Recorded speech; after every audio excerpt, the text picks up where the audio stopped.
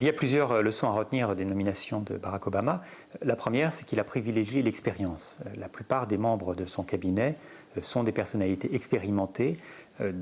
Plusieurs ont été actifs dans l'administration Clinton, d'autres l'ont été plus récemment, on pense notamment à Robert Gates qui est reconduit dans ses fonctions, le général James Jones qui prend la tête du National Security Council est également très expérimenté. Bref, c'est vraiment l'expérience qui est mise en avant dans ces nominations et je crois que c'est peut-être la première leçon que l'on en tire. La deuxième leçon, c'est la volonté d'offrir un panel des différentes tendances, des différentes mouvances dans la vie politique américaine, que ce soit au sein du Parti démocrate, avec une présence très forte du clan clintonien et Hillary Clinton, bien évidemment, au premier rang de ceux-ci, et puis aussi une présence de républicains, soit déclarés comme Robert Gates, soit sympathisants comme le général James Jones, qui avait soutenu la campagne de John McCain, qui était apparu même, je crois, aux côtés de John McCain à l'occasion d'un discours de campagne. Donc il a volonté à mettre en avant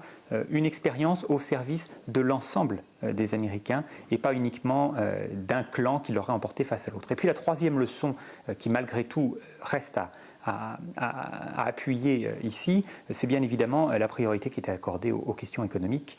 On le voit très nettement. Si la politique étrangère sera importante au travers de dossiers soit en cours, soit à venir, cruciaux pour l'administration, la priorité, c'est bien évidemment la crise économique. Il n'est pas anodin que l'un des premiers choix de Barack Obama ait été Timothy Geithner au département au Trésor. Et il a d'ailleurs appuyé de manière très ferme ce choix en expliquant qu'il avait une confiance totale en Geithner pour apporter le nouveau plan qu'il a d'ailleurs proposé en même temps que la nomination de Timothy Geithner pour répondre à cette crise économique.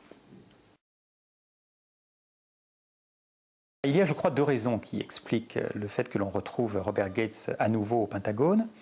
En dehors du fait que c'est un modéré, ce n'est pas un idéaliste, il n'a rien à voir par exemple avec Donald Rumsfeld, son prédécesseur, qui bien sûr n'aurait pas pu être maintenu dans ses fonctions par Barack Obama. Mais il y a deux choses qui expliquent, je pense, ce choix. Le premier, c'est qu'on ne se sépare pas de manière traditionnelle d'un secrétaire d'État quand on est en guerre. Et les États-Unis sont actuellement sur deux théâtres d'opération, comme chacun sait, très difficiles, en Irak et en Afghanistan.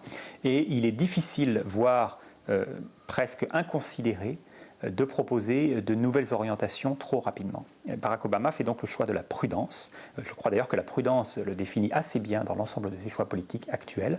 Il choisit de reconduire Gates dans ses fonctions pour assurer une transition en douceur sur le dossier irakien et afghan. Mais cela ne l'empêchera pas, d'ici 1 ou 2 ans, de se séparer de Robert Gates et de choisir un démocrate pour occuper le L'autre raison, peut-être plus importante encore politiquement, qui explique le choix de maintenir Robert Gates, je pense que Barack Obama a compris que l'une des plus grandes difficultés politiques qu'il attend dans les prochaines semaines va être de convaincre la majorité du Congrès sur les nouvelles orientations qu'il souhaite donner à la politique américaine au sens large et à la politique étrangère en particulier.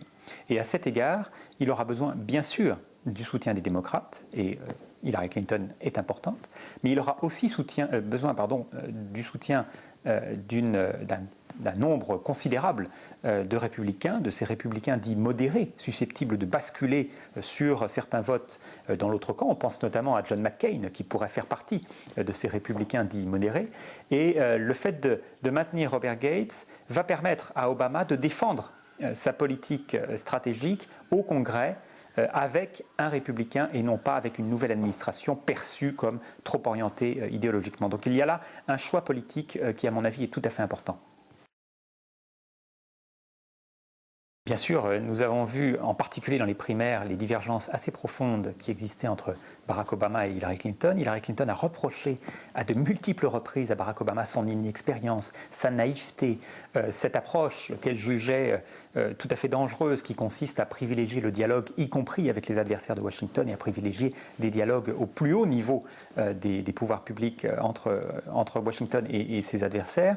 Ce sont des positions qu'effectivement Hillary Clinton ne semble pas adopter, et sur ce point on peut effectivement s'attendre à un certain nombre de frictions. Cependant, Barack Obama a rappelé de manière extrêmement claire, en nommant Hillary Clinton, que s'il y avait plusieurs mouvances, plusieurs tendances, plusieurs idées, voire même des divergences de vues au sein de son administration, le chef de l'administration, c'est lui. Donc c'est lui qui va définir la politique américaine et ses ministres seront, sinon des exécutants, au moins des délégués dans les différentes tâches qui leur sont offertes.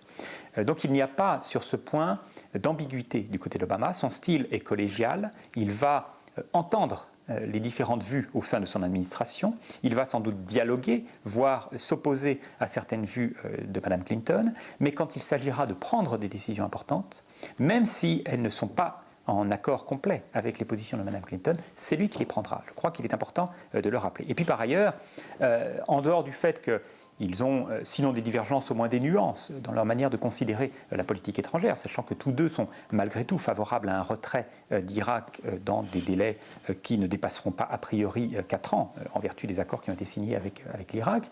Ils sont par ailleurs tous deux favorables à un renforcement de la présence en Afghanistan, et tous deux proposent une vision pragmatique des relations internationales, un dialogue avec les alliés, ne pas froisser de nouveaux ennemis, ne pas détériorer les avancées diplomatiques importantes de Condoleezza Rice sur les dossiers nord-coréens et iraniens. Et donc on peut considérer que la politique étrangère de Mme Clinton va s'inscrire dans la continuité de celle de Condoleezza Rice, inscrite sous le signe du pragmatisme et du réalisme.